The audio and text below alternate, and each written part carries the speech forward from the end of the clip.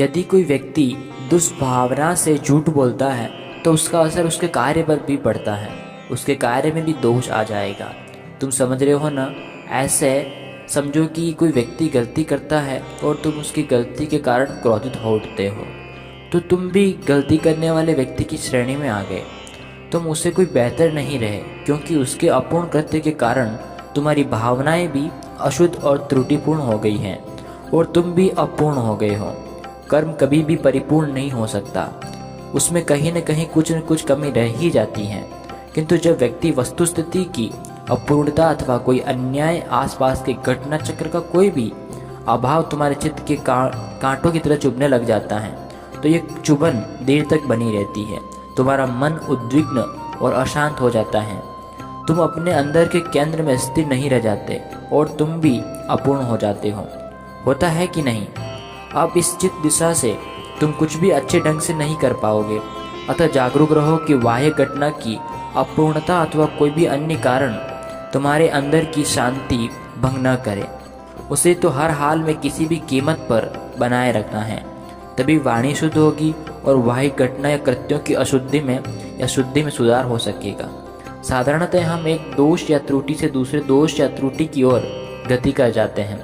जैसे कोई लोभी है और उसके इस विकार के कारण तुम क्रोधित हो उठे, यदि उसके एक दोष के कारण तुम में एक दूसरा दोष उत्पन्न हो जाता है तो तुम उससे भिन्न कैसे हो सकते हो।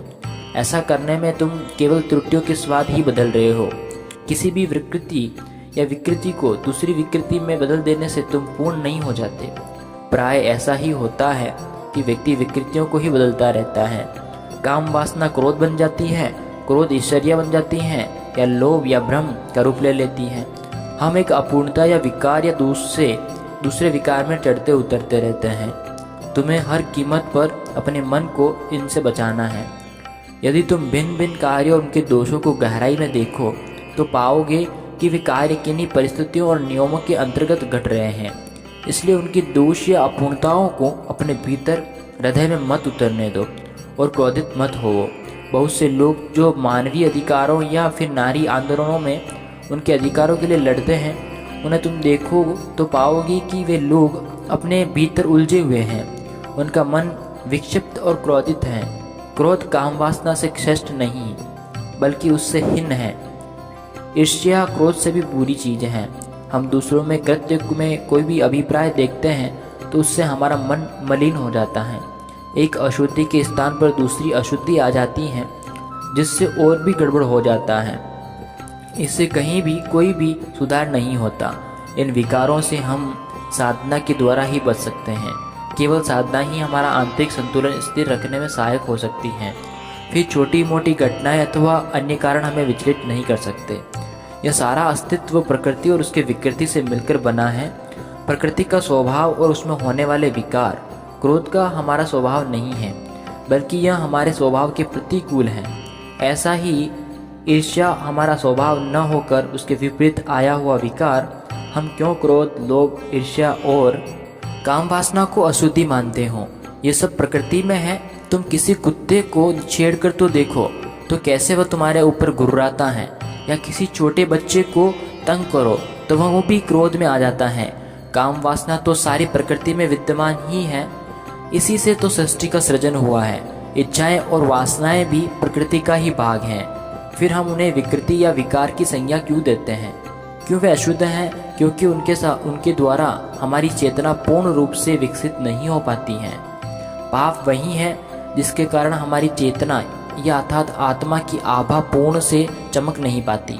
समझ में आ रहा है ना?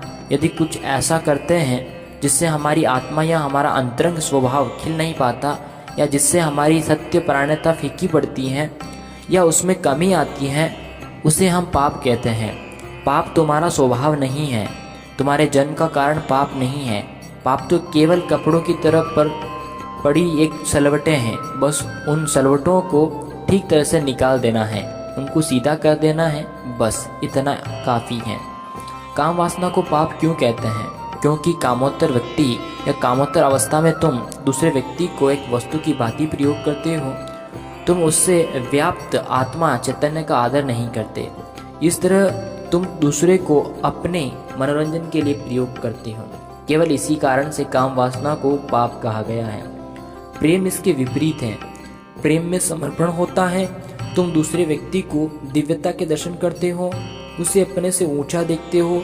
जब तुम एक मूर्ति की पूजा करते हो, मूर्ति तो जड़ पत्थर है, पूजा के द्वारा तुम उसे जड़ पदार्थ से उठाकर चैतन्य बना देते हो। अब वह एक जड़ वस्तु या तस्वीर न रही, बल्कि एक जीवंत वास्तविकता बन गई।